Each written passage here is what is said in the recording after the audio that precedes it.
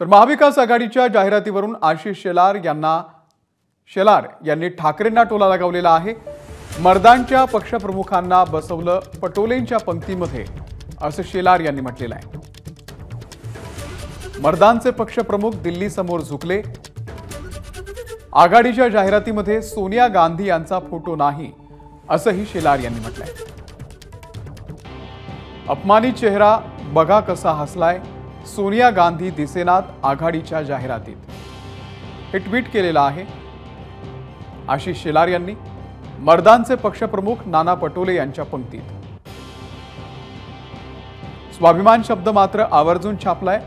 फोटोतला अपमानित चेहरा बघा कसा हसलाय।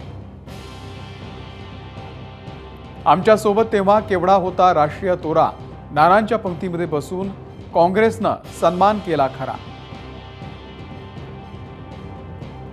अरे रे काँग्रेसनं हे काय करून दाखवलं, मर्दांचे पक्षप्रमुख दिल्ली समोर झुकले।